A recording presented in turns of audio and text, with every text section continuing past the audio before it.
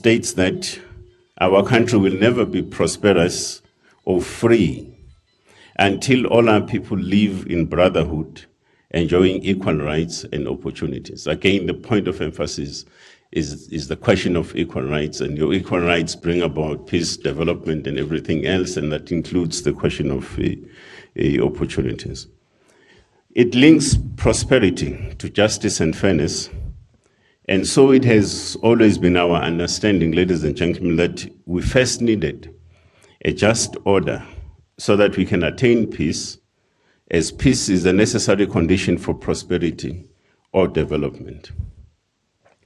The injustice and unfairness of apartheid colonialism had to be defeated, replaced by a just order, because that injustice denied our people peace, as the Charter also asserted on this question, that our people have been robbed of their birthright to land, liberty, and peace by a form of government founded on injustice and inequality.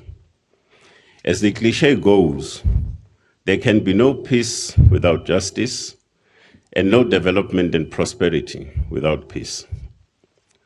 Whilst shared prosperity improves the potential for lasting peace, the pursuit of prosperity can never be used as a reason to tamper with the foundations of a just order. Allowing the foundations to become unjust by favoring some and not others will lead to a generalized discontent and slowly but surely plant the seeds for civil strife and or war, a fruit definitely not worth tasting. From time to time, some sections of our communities criticize police action for a myriad of reasons. We accept this criticism as an important aspect of our people's freedom of expression and popular oversight. It releases social wisdom and frees the people's voices, helping to expose angles that could be blind spots to law enforcement practitioners, and brings about constructive criticism. All the people of our land are entitled to this right, and we need more practical expression of it. However, in the recent past, we have witnessed what we consider to be unfair, malicious, and personal criticism. In the recent statement, the South African Communist Party alleges that the Hawks have a mandate to harass the party.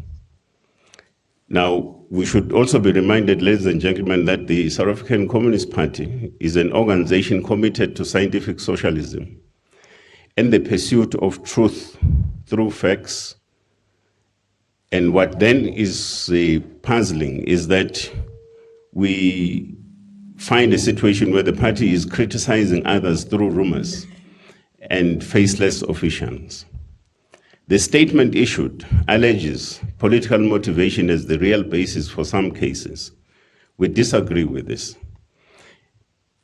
and challenge not only the South African Communist Party, but all South Africans to show us one political organization whose members have not at one time or another faced a focused eye of the law enforcement, or one organization that has not had its member or members investigated for one reason or the other. Some of the issues that apparently ike the party relate to issues that have to do with the invasive powers of intelligence work, precisely because of their invasiveness, as well as their capacity to deny people personal freedom and human dignity. Those powers are kept by the Bill of Fundamental Human Rights in our Constitution.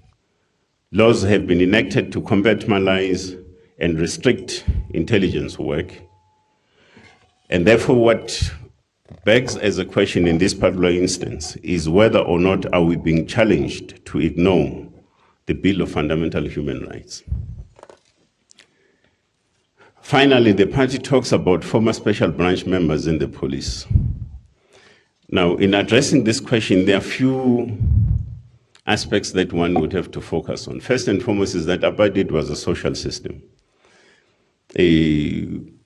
Secondly, that many institutions existed before democracy. They existed during the days of apartheid. Some of you were journalists in the apartheid days.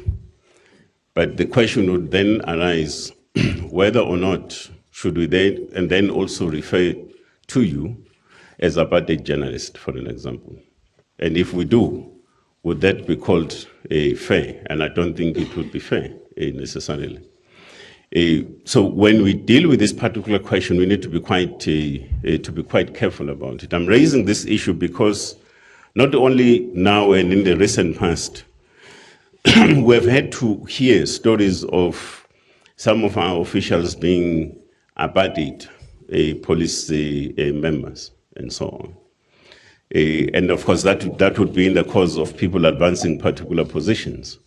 We don't have a problem with advocating and advancing positions and so on, but I think we should be subjected to fair criticism at all material times. But I can also state that, and this point perhaps should also be subjected to political engagement, discussion, and all other consideration. The fact of the matter is, white police officials, both in the army and in defense, were ideologically mobilized to sign up with the police service and the army. But the bulk of your black and particularly African police members were ordinarily employees and as a result, a force multiplier in there. But they were not ideologically mobilized to sign up with the police service and so on. As the developments would have it, when democracy was then ushered, by way of an example, there was some form of natural forms of realignment and gravitation of sorts that took place. Those that were ideologically mobilized to be in the police service and or in the army, for an example, it was a natural gravitation for them to identify with the white cause and the cause of the minority in this country, and so on. But also the bulk that was not ideologically mobilized to be in there. It was also a matter of natural cause that they identified themselves with the cause, democracy, in other words, a cause for the majority in this country. Now, shall we then blame them for doing that? I don't think that we should. Under such circumstances. And therefore, when we deal with these questions, it's quite important that when we reflect on them, we must also take into account some of these dynamics as they manifested themselves in a socio-political space, so that we're able to adequately, in a sense, reflect on them, but also reflect on them in such a manner that they inform our perspective in transforming both the institution of policing, but also society. So in different degrees, apartheid being a social system affected all areas of social endeavor. And therefore, there are questions that, in a sense, when people say that there are former apartheid police in terms of the leadership of the existing leadership of the police, or former special branch members and so forth in the police and so on, shall then ask whether or not can the party and any other show us one organization or one institution in this country or one community and any form of social organization that was not infiltrated by agents representing apartheid colonial interests. And can the party or anyone give us one instance where such intelligence operations did not lead to death and social pain? The backgrounds of police officers who occupy key positions today in the police are overboard. And we have spoken to these issues before. We have also publicized their profiles in terms of who they are and so forth. And indeed, if people have information that we do not possess, that is not in our possession, that the only thing they could do is to help us by providing such information. The same also goes that if we are critical of how we do our work as the police, the Constitution is very clear. It sets up key critical institutions of us as ordinary members of this society, for an example, to take up grievances and issues and pursue them. For an example, if we are aggrieved by how the police are behaving themselves, we have IPID. In the case of the Hawks, for an example, you have a DPCI judge. But also, we are not exclusively channeled to only just deal with the DPCI judge. You can also go to IPID and both the IPID and DPCI judge to complain about how these institutions, Hawks in particular, or any other institution of policing, is behaving and trampling on the rights of individuals collectively and otherwise. So you can do that. But also you can elect not to and approach a court of law, to therefore raise the grievances that you as an individual member of society and or a collective formation of our citizenry can then take up such matters. However, the key point, though, on this matter is that these articulations are extremely divisive. It is an issue that cannot be taken to its logical conclusion. It has a potential to tear the country apart for if we must punish some people for having worked for police intelligence, then we must punish all those who worked for colonial and colonialism of a special type intelligence services, because all of them, as the party would say, served the crime against humanity. So for us, the manner of argumentation is utterly irresponsible and unsustainable. And because we work in the security environment, we can only advise all and sundry. Just simply do not go there. It is not worth our efforts. We must work for unity and not division. Our people have a shared destiny. And let us accept that people, like everything else in nature, South Africa must be, like everything else in nature, change.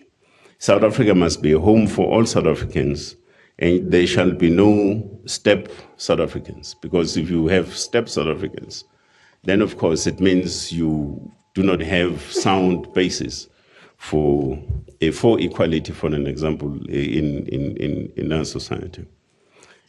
And the fact remains that when South Africans are unhappy about some of our actions, let them challenge us in court, as I had suggested, but also through these other institutions that I had referred to.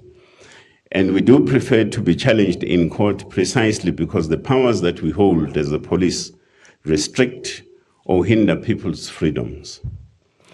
Where courts clarify issues, society benefits, including the police, who then gain a better understanding on how to handle certain matters in an evolving democracy. And ladies and gentlemen, many of us have a responsibility to lead South African society from various platforms. And in this regard, we must say that we are fortunate. However, we must remember that we have an obligation to lead well to the best of our abilities.